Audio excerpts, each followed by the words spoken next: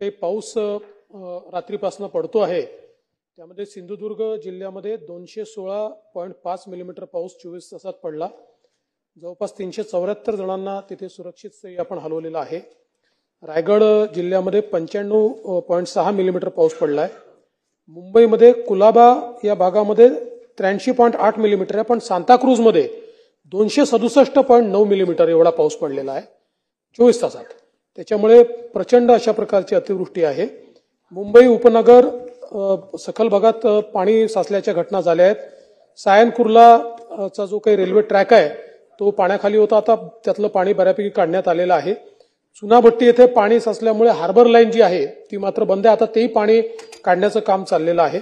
Central लाईनवर railway वाहतूक सुरू आहे, आता ती बऱ्यापैकी आली आहे, पण 15 मिनिटं ती लेट चाललेली आहे।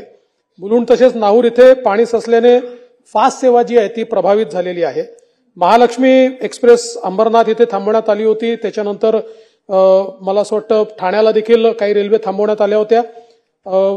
वेस्टर्न रेल्वे जी आहे ती देखील 15 मिनिटं विलंबाने चाललेली आहे, अर्थात स्लो लोकल, फास्ट लोकल नाही। त्यानंतर साधारणपणे सकाळपर्यंत कुठे खूप मोठी हानी अशा प्रकारचे काही या ठिकाणी नोंद झालेली नाही, तथापि काही प्रमाणात किरकोळ प्रमाणात काही ठिकाणी हानी झाल्याचं आपल्या लक्षात येत आहे। आणि मुंबई उपनगर, पालघर, रायगड, रत्नागिरी, सिंधुदुर्ग, ठाणे या सगळ्या भागामध्ये पुन्हा पावसाचा इशारा देण्यात आला आहे। काही भागामध्ये ऑरेंज अलर्ट आपल्याला देण्यात आलेला आहे। आणि जसं आपण सांगितलं की मुंबईमध्ये जेव्हा अतिवृष्टी आणि हाय टाईड या दोन्ही एकत्रित येतात त्यावेळी शेवटी मुंबई हा आपल्याला माहिती आहे की बेटाचा भाग आहे, त्याच्यामुळे पाणी आपल्याला मुंबईचं समुद्रातच त्याचा निचरा आपण करतो। हाय टाईड ज्यावेळेस येतो त्यावेळेस त्याचा निचरा होऊ शकत नाही, त्यामुळे मुंबईमध्ये पाणी साचण्याची घटना मोठ्या प्रमाणात होते।